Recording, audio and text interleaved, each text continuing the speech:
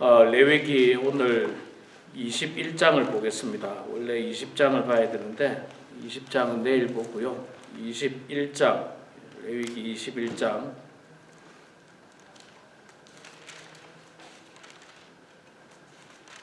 1절부터 우리 24절 마지막 절까지 말씀 볼 때에 제가 석절 읽고 성도님들께서 한 절 읽고 교독하겠습니다. 레위기 21장 말씀입니다. 여호와께서 모세에게 이르시되 아론의 자손 제사장들에게 말하여 이르라. 그의 백성 중에서 죽은 자를 만짐으로 말미암아 스스로 더럽히지 말려니와 그의 살구치인 그의 어머니나 그의 아버지나 그의 아들이나 그의 딸이나 그의 형제나 출가하지 아니한 처녀인 그의 자매로 말미암아서는 몸을 더럽힐 수 있느니라. 제사장은 그의 백성은 어른이시요 자신을 더럽혀 속죄하지 말지니라. 제사장들은 머리털을 깎아 대머리 같게 하지 말며 자기의 수염 양쪽을 깎지 말며 살을 빼지 말고 그들의 하나님께 대하여 거룩하고 그들의 하나님의 이름을 욕되게 하지 말 것이며 그들의 여호와의 화제 곧 그들의 하나님의 음식을 드리는 자인즉 거룩할 것이라. 그들은 부정한 장녀나 이혼당한 여인을 취하지 말지니 이는 그가 여호와 하나님께 거룩함이니라. 너는 그를 거룩히 여기라. 그는 내 하나님의 음식을 드림이니라. 너는 그를 거룩히 여기라. 너희를 거룩하게 하는 나 여호와는 거룩함이니라. 어떤 제사장의 딸이든지 행음하여 자신을 속되게 하면 그의 아버지를 속되게 함이니 그를 불사를 지느라. 자기의 형제 중 관유로 부음을 받고 위임되어 그 예복을 입은 대제사장은 그의 머리를 풀지 말며 그의 옷을 찢지 말며 어떤 시체든지 가까이 하지 말지니 그의 부모로 말미암아서도 더러워지게 하지 말며 그 성소에서 나오지 말며 그의 하나님의 성소를 속되게 하지 말라. 이는 하나님께서 성전하신 관과 그 위에 있음이니라. 나는 여호와니라. 그는 처녀를 데려다가 아내를 삼을지니 과부나 이혼당한 여자나 장녀 짓을 하는 더러운 여인을 취하지 말고 자기 백성 중에서 처녀를 취하여 아내를 삼아 그의 자손이 그의 백성 중에서 속되게 하지 말지니 나는 그를 거룩하게 하는 여호와임이니라. 여호와께서 모세에게 말씀하여 이르시되 아론에게 말하여 이르라. 누구든지 너와 자손 중 대대로 육체에 흠이 있는 자는 그 하나님의 음식을 드리려고 가까이 오지 못할 것이니라. 누구든지 흠이 있는 자는 가까이 하지 못할지니 곧 맹인이나 다리 저는 자나 코가 불완전한 자나 지체가 더한 자나 발 부러진 자나 손 부러진 자나 눈 굽은 자나 키 못 자는 자나 눈에 병만 있는 자나 습진이나 어짐이 있는 자나 고환 상한 자나 제사장 아론의 자손 중에 흠이 있는 자는 나와 여호와께 화제를 드리지 못할지니 그는 흠이 있은즉 나와서 그의 하나님께 음식을 드리지 못하느니라. 그는 그의 하나님의 음식이 지성물이든지 성물이든지 먹을 것이나 휘장 안에 들어가지 못할 것이요 제단에 가까이 하지 못할지니 이는 그가 흠이 있음이니라. 이와 같이 그가 내 성소를 더럽히지 못할 것은 나는 그들의 거룩하게 하는 여호와임이니라. 이와 같이 모세가 아론과 그의 아들들과 온 이스라엘 자손에게 말하였더라. 아멘. 아멘. 오늘 또 새벽에 나오신 우리 사랑하는 성도님들 모두 축복하고 환영합니다. 자, 오늘 우리가 레위기 21장 말씀 읽었습니다. 레위기 21장 말씀은 제사장들이 지켜야 할 규례에 대해서 여러 가지 이야기를 하고 있습니다. 오늘 말씀에 보면 하나님께서는 제사장들을 여호와께 음식을 드리는 사람이라 이런 표현을 쓰고 있습니다. 여러분 우리가 그 음식을 먹을 때 음식도 당연히 뭐 깨끗하고 맛이 있어야 되지만 음식을 만드는 사람이 깨끗해야 됩니다. 주방장이 깨끗해야지.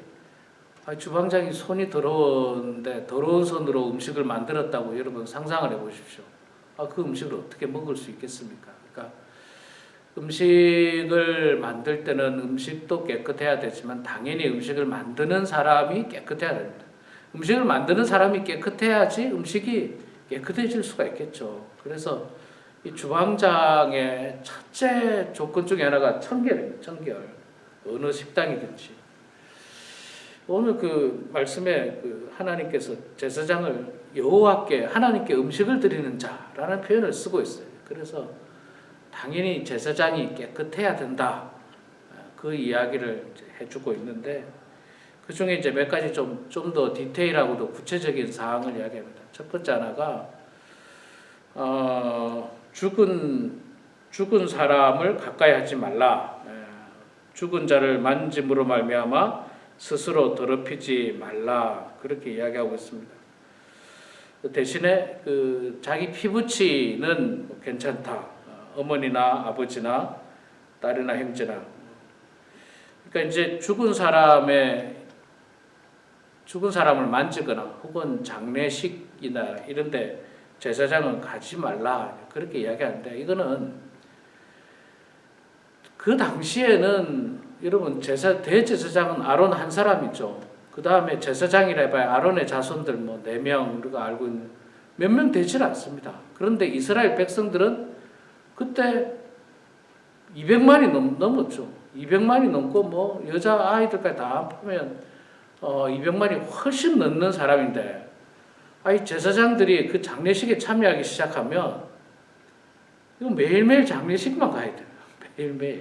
매일매일 장례식만 가야 되고요. 그 다음에 이거보다 더 중요한 사실은 뭐냐면 제사장은 매일매일 하나님 앞에 음식을 만들어서 제공하는 주방장과 같은 사람인데 이 사람들이 그 장례식에 가고 시체를 만지거나 그렇게 하면은 그 당시에는 여러분 지금은 사람이 죽거나 이러면 이 시신을 잘 처리하지 않습니까? 방부 처리를 잘합니다. 그래서 병균이 옮질 않아요. 그러나 옛날에는 그런 게 없지 않습니까? 사람이 죽으면 이게 금방 부패합니다. 더군다나 이스라엘이라고 나라는 굉장히 더운 나라잖아요. 굉장히 더운 나라이기 때문에 이게 하루만 지나도 뭐 벌써 아주 심각해집니다. 그래서 이 부패하기 시작하면 거기에 많은 병균들이 당연히 병균들이 뭐 이렇게 날리기도 하고 손에 묻기도 하고 문제가 되잖아요.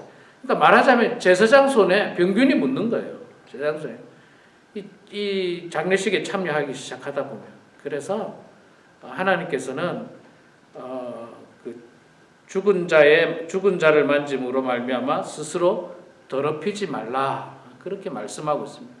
그 병균으로 말미암아서 더러운 손으로 또 하나님께 음식을 드리는 것은 그것은 옳지 않다 그렇게 이야기를 하고요. 대신에 이제 자기 가족이 죽었을 경우에는 또 참여해야죠. 그렇게 이야기를 하고 있습니다. 또 뭐 그 외에도 이제 뭐 여러 가지 또 뭐 이야기를 합니다. 결혼에 대한 이야기도 하죠. 제사장은 결혼을 할 때 어떤 사람하고 결혼을 하라고 이야기합니까? 창녀나 이혼당한 여자들과는 결혼하지 말고 처녀와 결혼하라 그렇게 표현을 하고 있습니다. 창녀는 뭐 충분히 우리가 이해가 될 거고요. 이혼당한 여자라 성경에 분명히 오늘 말씀 보면요. 이혼당한 여자라는 표현이 2번이나 나오거든요. 7절에도 나오고 또 14절에도 나옵니다. 과부나 이혼당한 여자나 창녀짓을 하는 더러운 여인을 취하지 말라. 그러니까 이혼한 여인이 아니고 이혼당한 여인이에요. 이혼당한 여인은 무슨 말이냐면 이제 뭐 불륜이라든지 음행이라든지 기타 여러 심각한 문제를 가지고 이혼을 당한 여인이에요. 말 그대로 심각한 문제를 가지고 이혼 당한 여인. 두 사람이 뭐 성격이 안 맞아가지고 이혼한 그런 사람을 말하는 게 아니고요. 이혼 당한 사람을 이야기를 하고 있는데 그런 사람들과 결혼하지 말고 처녀들과 결혼하라 그런 표현을 쓰고 있는데 이런 말씀들을요 좀 종합해서 이야기하면 4절에 보니까 이렇게 표현하고 있습니다. 제사장은 그의 백성의 어른인즉 자신을 더럽혀 속되게 하지 말지니라. 제사장은 백성의 어른이다 그렇게 이야기하고 있습니다.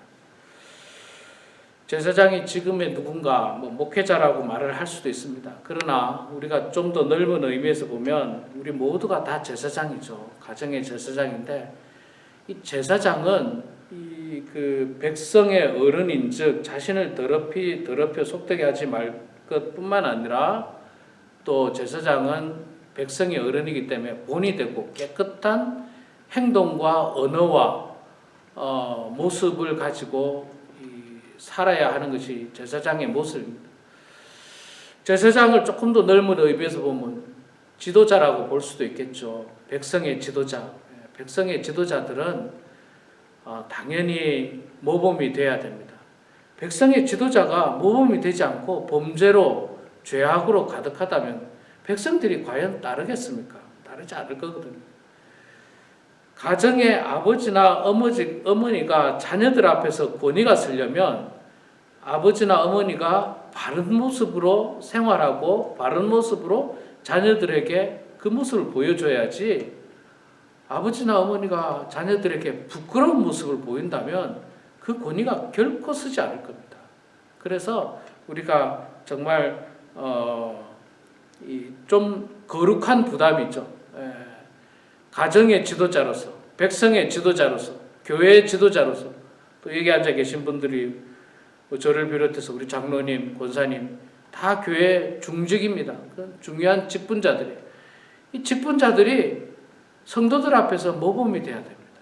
성도들 모든 점에서 모범이 돼요. 기도하는 모습도 모범이 돼야 되고 뭐 말하는 모습도 모범이 돼야 되고 옷 입는 모습조차도 모범이 돼야 돼요. 왜냐하면요 새신자들은요 교회 처음 오면 뭘 어떻게 해야 될지 모르는데 그래도 뭐 장로라고 하는 사람들을 유심히 봅니다. 유심히 봐요.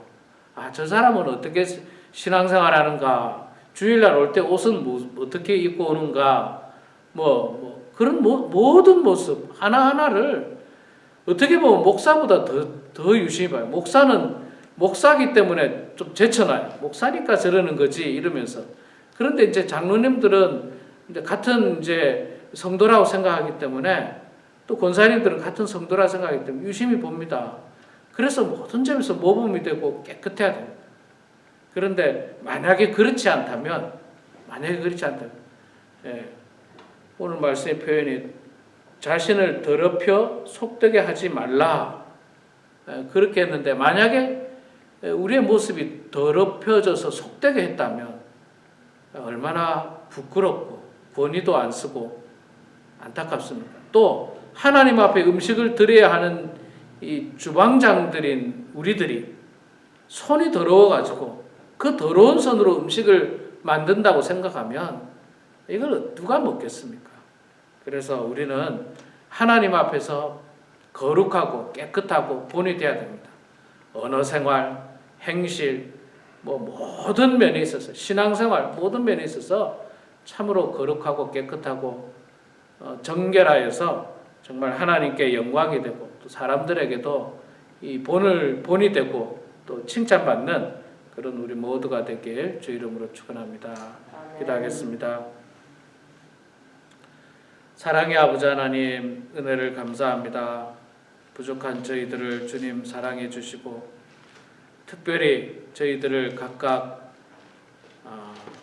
각 가정의 제사장으로 삼아 주시고 또 교회의 지도자로 삼아 주시고 주님의 일들을 감당케 해주신 그 은혜를 주여 감사합니다. 아버지 하나님 저희들이 가정의 지도자로서 백성의 지도자로서 성도들의 지도자로서 참으로 거룩하고 깨끗하고 올바른 모습으로 그 사명을 잘 감당할 수 있도록 도와주시옵소서. 부끄럽고 추한 모습으로 하나님께 영광을 가리는 어리석음을 범하지 않도록 도와주시고 또한 백성들 앞에서, 가족 앞에서, 성도들 앞에서 권위가 서지 않는 부끄러운 모습에 저희들 되지 않도록 하나님 아버지 날마다 붙들어 주시옵소서. 모든 점에 있어서 깨끗하고 정결한 마음으로 하나님 앞에 정성 어린 음식을 올려드리는 그 모습으로 저희들이 이 땅에서 살아갈 수 있도록 하나님 붙들어 주시옵소서. 아버지 하나님, 참으로 우리가 살아가고 있는 이 세상을 주님께서 불쌍히 여겨 주셔서 사람들의 모든 욕심과 죄악을 주님 다 버려낼 수 있도록 도와주시고 정결하고 깨끗한 마음으로 함께 더불어 잘 살아가는 세상을 만들 수 있도록 주님 도와주시옵소서. 마지막 때를 살아가는 우리 사랑하는 모든 연로하신 성도님들 그 건강을 주님 지켜주시고 하나님께서 함께하여 주셔서 아버지 하나님 날마다 건강하게 해주시고 날마다 우리에게 주어진 귀하고 축복된 하루하루를 보람있고 의미있게 주께 영광 올려드리는 저희들 다 될 수 있도록 하나님 아버지 도와주시옵소서. 아버지 하나님, 우리가 언젠가는 주님 앞에 설 날이 있을 텐데 그날까지 이 땅에서 깨끗한 손으로 정성으로 주님 앞에 음식을 대접하는 그 마음으로 주님을 섬기는 주의 성도들 다 되게 하여 주시옵소서. 오늘도 주님 전에 나와서 기도하고 또 영상을 통해서 가정에서 기도하는 사랑하는 모든 성도들의 기도 소리를 들어주시고 주님 응답해 주셔서 하나님의 뜻 가운데 기도가 응답받게 하시고 형통한 인생들 다 될 수 있도록 하나님 도와주시옵소서. 감사드리며 예수님의 이름으로 기도드리옵나이다. 아멘.